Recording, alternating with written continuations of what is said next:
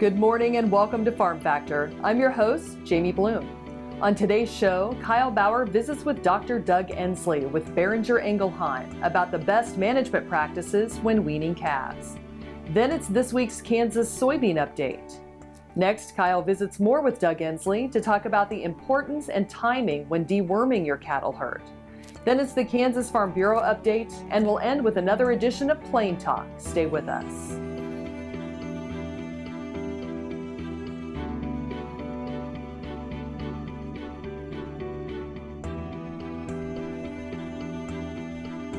Closed captioning brought to you by Ag Promo Source. Together we grow.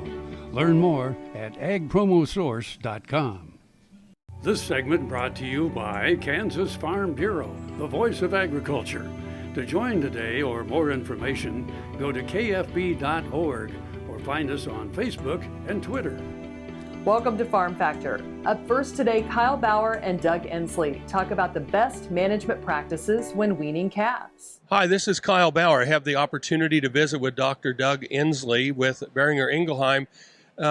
Doctor, across the country, there's almost always someone that's weaning calves and preparing calves to sell.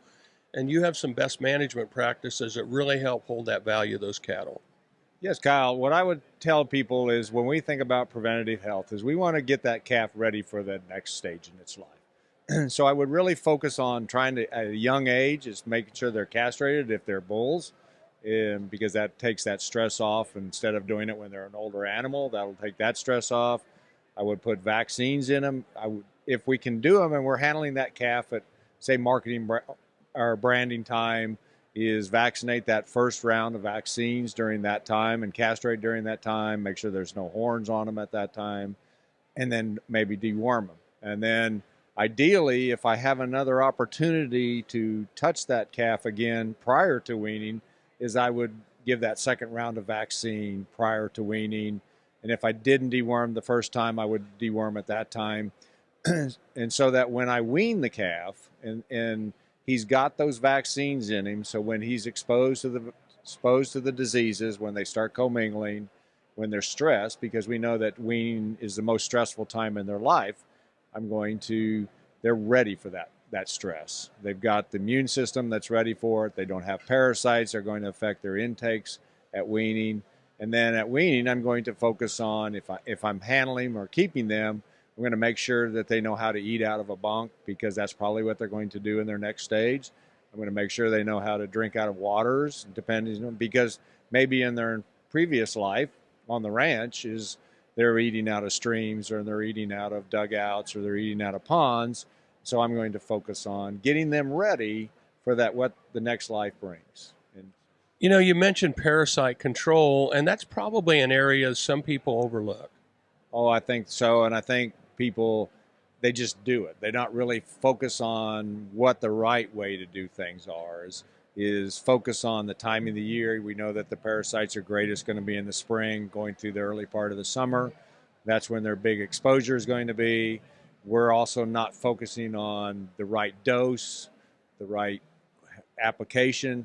If the product says give it at this certain weight, then you need to figure out how to give that right dose at that right weight. And then if it says under the skin, make sure you use it under the skin. I would think it'd be important that if you're deworming the calves, you do the cows at the same time, or not?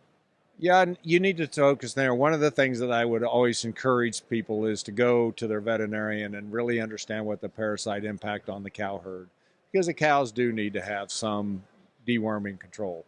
Because it will have an impact on their milk production for that calf when it's born. It's going to parasites can have an impact on reproduction, because what parasites do is they stop them from eating or reduce their appetite.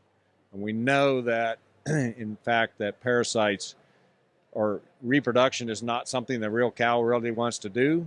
So what I can do to make her improve her nutrition is going to help her get bred. We're visiting with Dr. Doug Ensley. He's with Boehringer Ingelheim, been talking about preparing the calves for sale and weaning. This is Kyle Bauer reporting. Thanks, Kyle. Folks, come back after these messages for this week's Kansas Soybean Update. Watch Ag AM in Kansas online at agaminkansas.com. Ag Promo Source is a unique group of marketing specialists with one mission: help your ag business grow. Each affiliate has their own area of expertise, and they work together to bring you advice, products, and services. To get started, visit agpromosource.com. Ag Promo Source. Together we grow. Next time you see a beautiful field of corn, reach out and thank the farmers who work tirelessly to raise corn for livestock feed, renewable fuels, and exports to feed a growing world population. The farmers on the Kansas Corn Commission work for Kansas Corn with grower-funded checkoff dollars that support foreign and domestic market development, research, promotion, and education to expand opportunities for Kansas farmers. To learn more, visit kscorn.com. This segment is brought to you by the Kansas Soybean Commission. The Soybean Checkoff, progress powered by Kansas farmers. Welcome back to Farm Factor and the Kansas Soybean Update.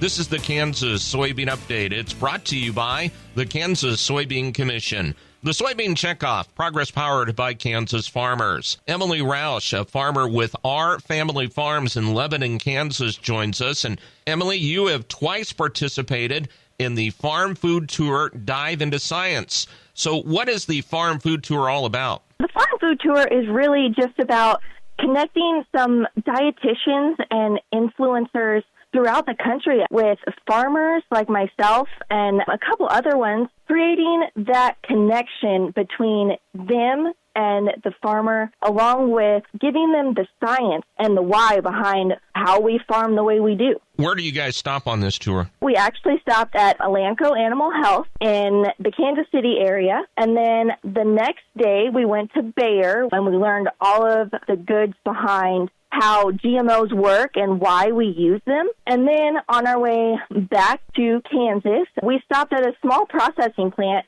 and kind of talked about how all of the meat at the grocery store is regulated by the USDA and how it's all safe. Why target bloggers and dietitians to be a part of this tour? They have such a large following. Folks go to the dietitians to learn what they should eat and how they should eat it. So they are giving their clients the why behind why all of your food is safe and not to be afraid of marketing tactics and labels. And then for the bloggers, we choose that because they can reach thousands of people across the internet, and just going back to connecting all of those folks with farmers and the why behind we do, and they can really influence a lot of folks and what they choose to purchase. And overall, what is the goal that you'd like to see on this tour?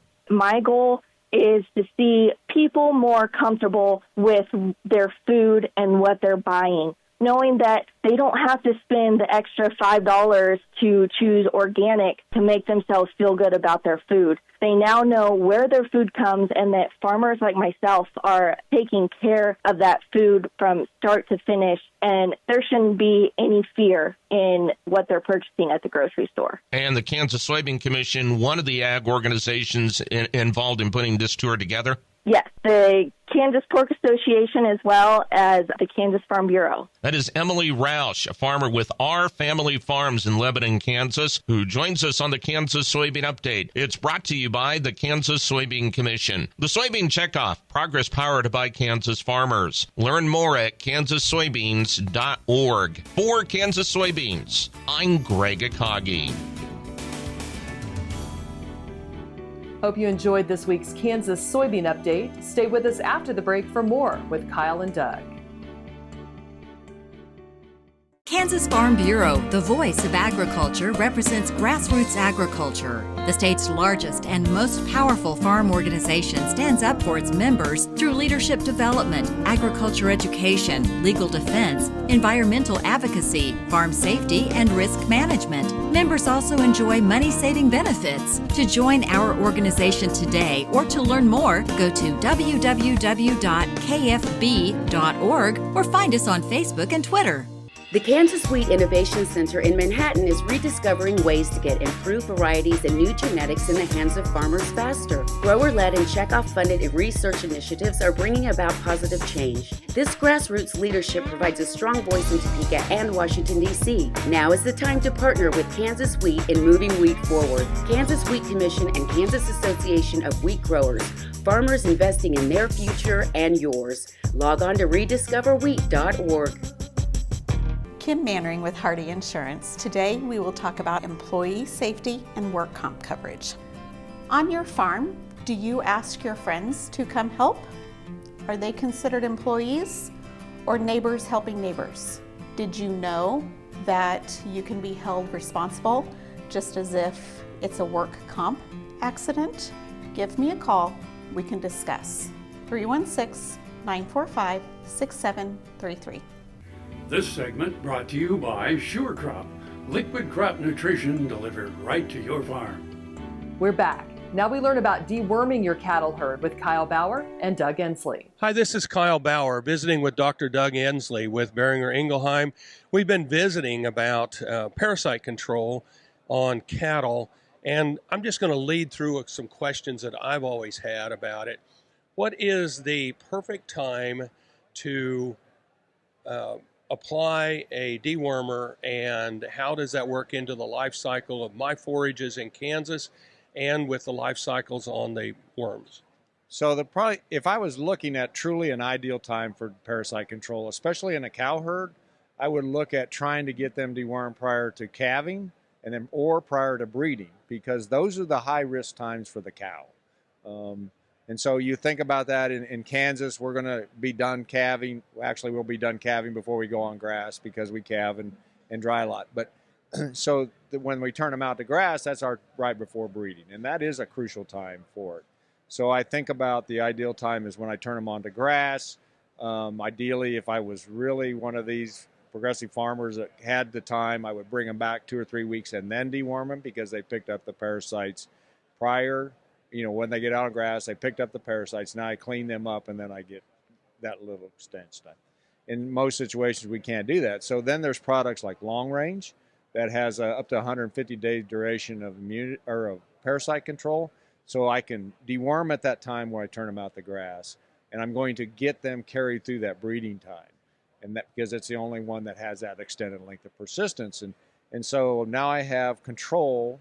And I'm going to get those. And I especially will focus on my first calf heifers that are at the highest risk, my heifers. The thin cows is where I really focus my deworming practices so that I'm keeping them clean and get them bred the most. Because we all know first calf heifers are always the hardest to get bred back. So that's an ideal time for long range because I've got that extended length of time. Now, can I and Long Range is your premier product. You offer several other dewormers, but Long Range has really answered a problem for a lot of people, like in our area, that don't get the cattle back in after they turn them out.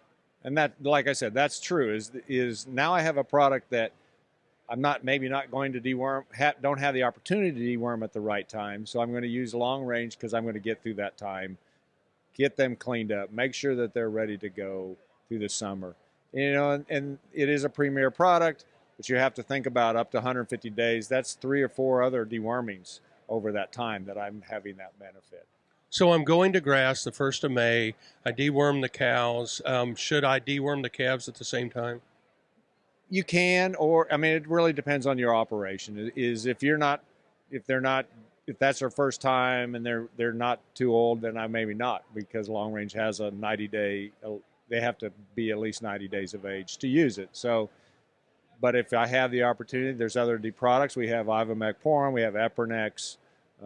Those are products that we could use on those calves if we really need to clean them up and we're concerned and we have good grass and moisture. So that's where I would do it. If I can, I would wait till maybe that a little bit later on to deworm those calves because I'm going to get them through weaning and stuff without parasites. On the other hand, it's relatively inexpensive because it's by body weight.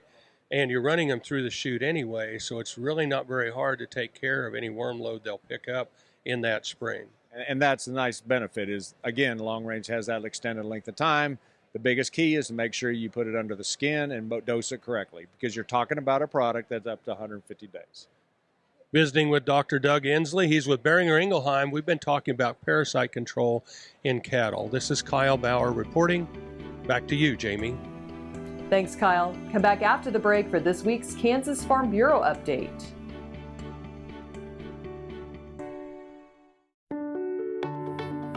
Hello, I'm Dr. Frank Lyons from Kansas Regenerative Medicine Center here in Manhattan, Kansas. Daryl was one of our patients that we did about 7 months ago. I dug trees by hand for years and years and years. In the process, I wore out my rotator cuff. But when I learned about this process, I thought if there's a way to get rid of this pain, then I want to do it. So we did it and it worked. I'm not going to go out and take trees with a shovel anymore, but I can do the things that I want to do now. Well, it's been very gratifying to help people with their painful joints and other entities. And it's been especially gratifying to be able to help people who I know and have worked with and known for many years.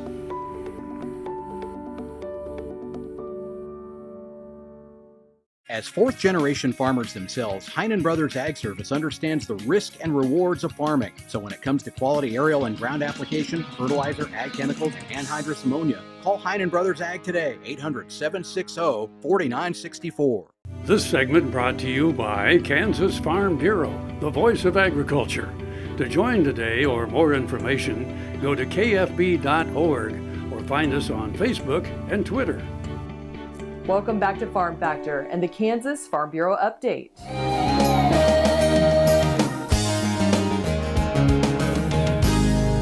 Hi, County Farm Bureaus. We're here to give you a quick update on where we are on the health plan effort. First, thank you very much for engaging and weighing in and helping us get the bill or bills, depending on if you were watching. We had 3 different bill numbers, but to get that product through both chambers of the legislature and across the governor's desk. As many of you know, she let the bill become law without her signature on April 19th, and we're excited about that. Since that effective date or effective action by her puts us into law, we've begun moving forward on the effort to build the plans and to build the offering that we'll make to you, our members across Kansas. The timeline for that is to do an official marketing launch early in September this fall and to begin an open enrollment period or an enrollment period in October that would run through the end of the year. As many of you know, if you get an Affordable Care Act exchange plan, the open enrollment period for those products is in that same October to December timeframe. So we'll mirror that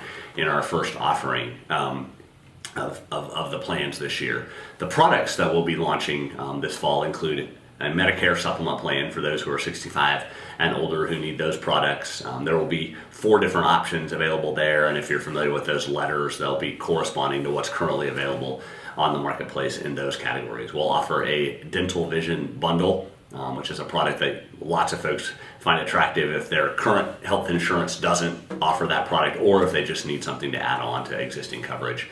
We'll do a short-term plan which allows folks to bridge coverage if they're between jobs or if they're just trying to get from one period of time to another in their healthcare needs. We'll have those products available as well. And then the largest one, which is the biggest undertaking and the reason for the legislation that we ask y'all to weigh in on, is this traditional membership health plan that we'll offer.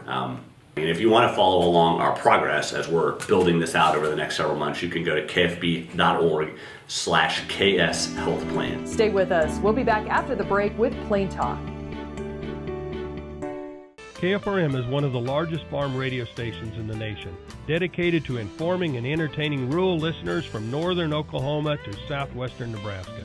You can catch KFRM in many ways. Of course, 550 on the AM dial, streaming at kfrm.com, or on your smartphone by going to the TuneIn Radio app, or on Ag AM in Kansas on Tuesdays and Facebook every day of the week.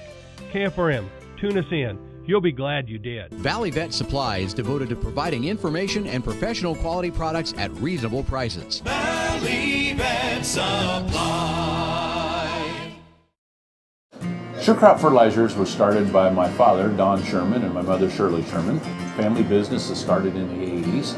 We predominantly focus on plant nutrients and what we can do to give growers better responses with the fertilizer dollars that they do, and what we can do to make those things work better for the grower.